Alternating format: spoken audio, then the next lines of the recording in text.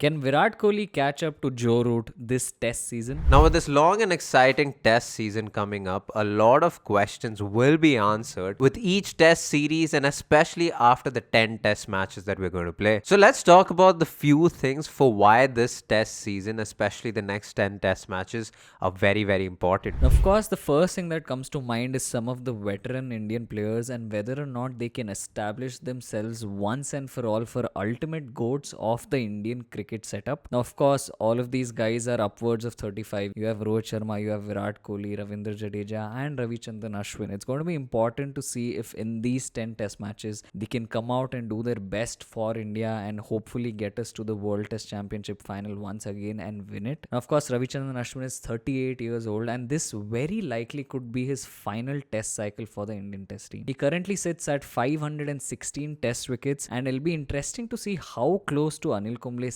619 wickets can Ravichandran Ashwin get. Now, currently, Virat Kohli sits at the bottom when it comes to test centuries when you compare him to the Fab Four. So, it'll be interesting to see by the end of the test season where he gets. Can he get to 10,000 test runs, which is far fetched? He'll need around 1,200 runs in these 10 test matches, and it's not like he's going to bat in every innings of the test match. So, it's almost an impossible task, but Virat Kohli's done the impossible before. So, we'll see where he can get to now. If not, it'll be very, very impressive if he gets to Sunil Gavaskar's test centuries, which is on 34, and he currently sits at 29 right now. It'll also be interesting to see how Rohit Sharma's captaincy unfolds in this test cycle, especially after the fact that India just won the T20 World Cup and you have the Champions Trophy coming up in February. It'll be interesting to see if Rohit can emulate his performances in test cricket as well and go down probably as one of the greatest captains that India has ever had. Now, KL Rahul is 32 years old. He's played 50 test matches and only averages 34. There are certain expectations of him. We're still not sure if he's a fix in the middle order.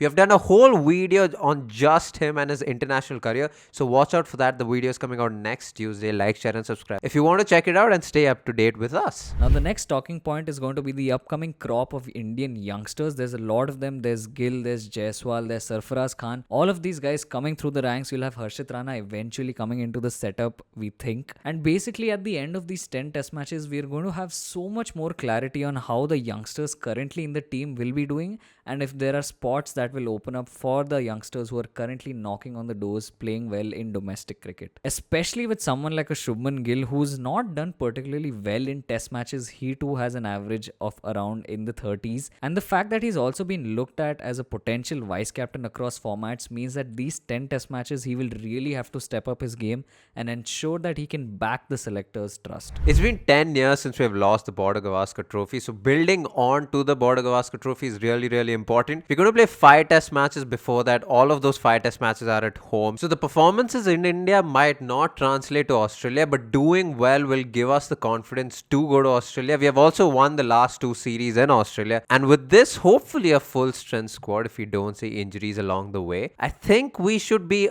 a lot more confident, and Australia would be under pressure because now it's for them to win because they've lost 2 home series against India. So I feel like India would be on the front foot going to Australia if in case we do really well in these 5 test matches building onto it. Now, of course, the Border Gavaskar Trophy is just one part of India's mission to win a World Test Championship final. We've been in the last 2 finals and we've fallen short in the final. Some disappointing performances have been put up there. India will hope that firstly, not only do they do well in all of these test matches so that they can make it to the final, but also that they're able to win this final. Now, something that we need to point out is as much as we are test fans and we're looking forward to this test season, there might be a problem of fatigue by the time we reach the Champions Trophy, which is a thing next year, early next year between Feb and March. So it'll be important to see how the players are rotated, how players are rested with the BGT and the England series in February. So it would be important for the Indian team management to go about and plan things already for how the players are going to be rested and going to be fresh and ready for the Champions Trophy. Of course, before we close out this video, there's a couple of players that we want to talk about. Firstly, of course, is Mohammad Shami, who currently isn't playing test matches for India because he's recovering from injury. But once he comes back, it's going to be important to see how he fits in and if he can continue maintaining his fitness for that next leg of Indian cricket. There was a picture floating around of Hardik Pandya practicing with the red ball, and so many rumors started spreading around if he's trying to get into the red ball setup. Now, hear me out. If Hardik Pandya were to bowl 10 overs per day and if India were batting the next day, he would get the rest that he needs. I think